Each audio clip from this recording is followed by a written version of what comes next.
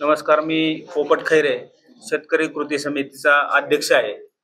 त्याचबरोबर ज्ञानेश्वर कवले हे शेतकरी कृती समितीचे मार्गदर्शक आहेत. हे विजयराव खैरे हेही शेतकरी कृती समितीचे मार्गदर्शक आहेत. त्याच्यानंतर महेश काका गायकवाड हे शेतकरी कृती समितीचे उपाध्यक्ष आहेत.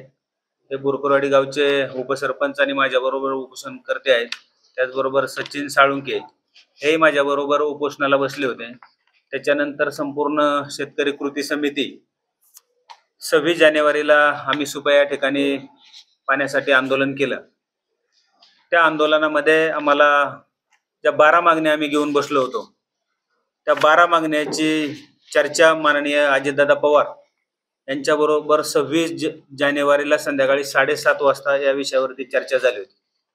आणि त्या चर्चेमधून असं ठरलं की मुंबई मंत्रालयात 30 जानेवारीला मी मीटिंग लावतो आणि त्या मीटिंगमध्ये तुमच्या या 12 मागण्या पूर्ण तुम्हाला करून देतो. आणि त्यानंतर या भागातले शेतकरी आणि कृती समिती या सर्वांची मीटिंग मुंबई मंत्रालयामध्ये झाली.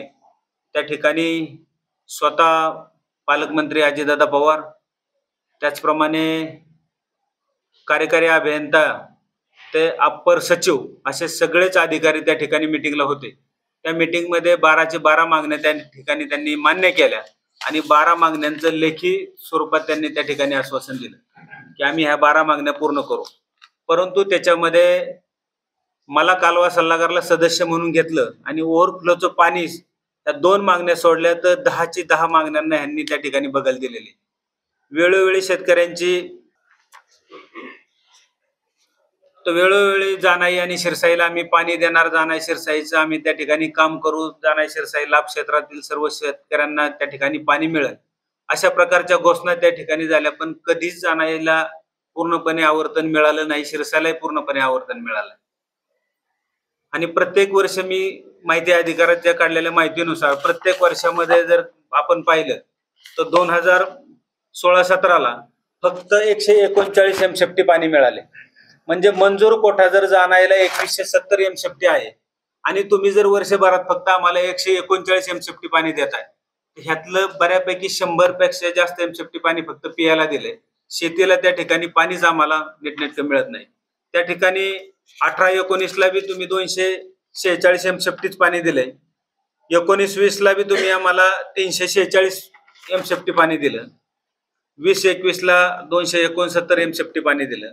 21-22ला 263 एमसेफ्टी आणि 22-23ला 231 एमसेफ्टी. हे 16 पासून ते 2023 पर्यंत काढलेली माहिती अधिकारातली अधिकृत माहिती की तुम्ही 2170 एमसेफ्टी जर कोठा आम्हाला राखीव बारामती तालुक्यातली जवळपास 25 पेक्षा जास्त गावं, पुरंदर तालुक्यातली 5 आणि दौंड तालुक्यातली साधारणतः 4 ते 5 गावं याच्यामध्ये समाविष्ट आहेत. जवळपास 14,000 हेक्टर क्षेत्र त्याच्यामध्ये आहे. त्या 14,000 हेक्टरमध्ये 10,000 हेक्टर क्षेत्र हे बारामती तालुक्यातले, 1800 हेक्टर क्षेत्र हे दौंड तालुक्यातले आणि 2,000 हेक्टर क्षेत्र हे पुरंदर तालुक्यातले. परंतु आजपर्यंत ह्याच्यामध्ये जे ह्यांनी प्रवाही सिंचन योजना केली आणि त्याच्यामधून थेट मुळाला पाणी देणार होते, त्याच्यामध्ये 100 एकर सुद्धा क्षेत्र आजपर्यंत भिजलं नाही. म्हणजे 3,000 हेक्टर सुद्धा क्षेत्र आजपर्यंत भिजलं नाही. पण योजना मंजूर करताना मात्र तुम्ही 14,000 हेक्टर वरती योजना मंजूर केली. 456 कोटीची योजना 2011 पर्यंत तुम्ही 400 खाली 56 कोटीची योजना होती. परंतु 2000 ती योजना प्रशासकीय मान्यता 93ला मिळाली. त्यावेळी 56 कोटी होते आणि त्याच्यानंतर 2011ला योजना पूर्ण झाली, त्यावेळी 411 कोटी रुपये गेले. परंतु ती योजना पूर्ण क्षमतेने चालू झाली नाही. अगदी 25% लोकांना पण त्याच्यामध्ये पाणी मिळालं नाही. त्यामुळे शेतकऱ्यांच्या मध्ये मोठ्या प्रमाणात असंतोष आहे आणि म्हणून आम्ही 26 जानेवारी 2024ला सुपे या ठिकाणी आंदोलन केलं. आंदोलनामध्ये ह्या 12 मागण्या घेतल्या, त्याच्यामध्ये अभ्यास केला. परंतु आजपर्यंतही त्याच्यामध्ये कुठल्याही प्रकारची कारवाई झालेली नाही. लोकसभेला आम्ही त्यांना शब्द दिला होता की तुम्ही आमच्या मागण्या पूर्ण करा, आम्ही लोकसभेला पूर्ण ताकदीने तुमच्या बरोबर राहू. लोकसभेलाही शेतकरी कृती समिती आम्ही पूर्ण ताकदीने काम केलं, परंतु अजितदादा पवार यांचं काम केलं. परंतु त्यांनी आमची घोर निराशा केली, त्यांनी आमची फसवणूक केली की त्यांनी आम्हाला कुठल्या योजनेमधलं कुठलंच काम त्यांनी त्या ठिकाणी मार्गी लावलं नाही.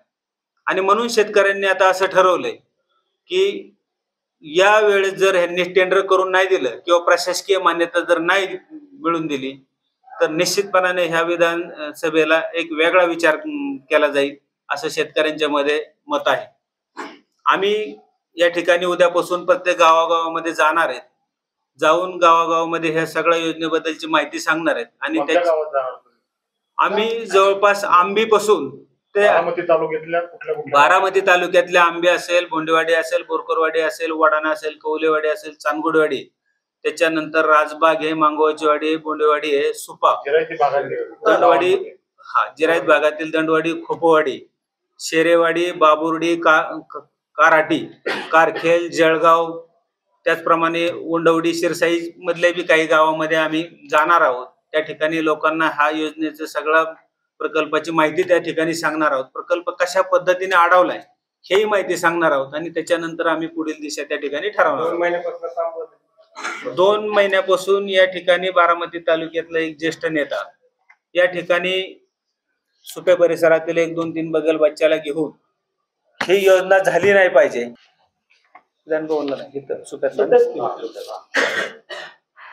26 जानेवारीला आम्ही शेतकरी कृती समितीच्या वतीनं सुपे या ठिकाणी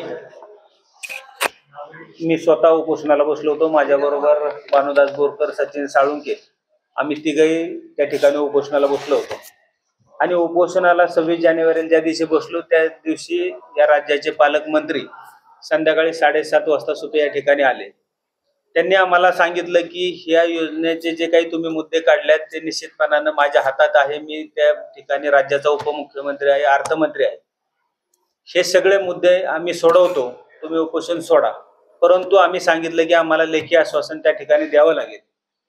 आणि मग त्या ठिकाणी ठरलं की 30 जानेवारी 2024ला मुंबई मंत्रालयामध्ये सर्व अधिकाऱ्यांच्या समोर मीटिंग घ्यायची आणि त्या मीटिंगमध्ये ह्या 12 मागण्या मांडू आणि त्या ठिकाणी अधिकाऱ्याच्या समोर त्याच्यामध्ये मिनिट्स घेऊन सगळे लेखी आश्वासन तुम्हाला आम्ही देतो. आणि त्याप्रमाणे त्यांनी आम्हाला लेखी आश्वासन दिलं. परंतु त्याच्यानंतर आम्ही वेळोवेळी पाठपुरावा केला. त्याच्यामध्ये त्या योजनेचं एस्टिमेट झालं.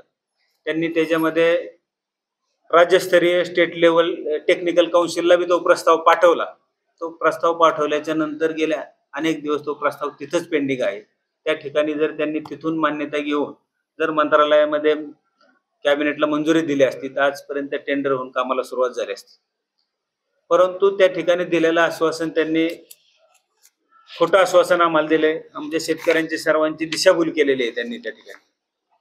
आणि म्हणून आम्ही हा निर्णय घेतला आता की तुमच्या मीडियाच्या माध्यमातून हा विषय लोकांच्या पर्यंत पोहोचावा आणि उद्यापासून लोकांच्या मध्ये जाऊन जनजागृती करायची आणि जनजागृतीच्या माध्यमातून जाणाई आणि शिरसाईला या प्रकल्पाची माहिती संपूर्ण लोकांना द्यायची आणि त्याच्यानंतर आम्ही पुढील निर्णय करणार आहोत.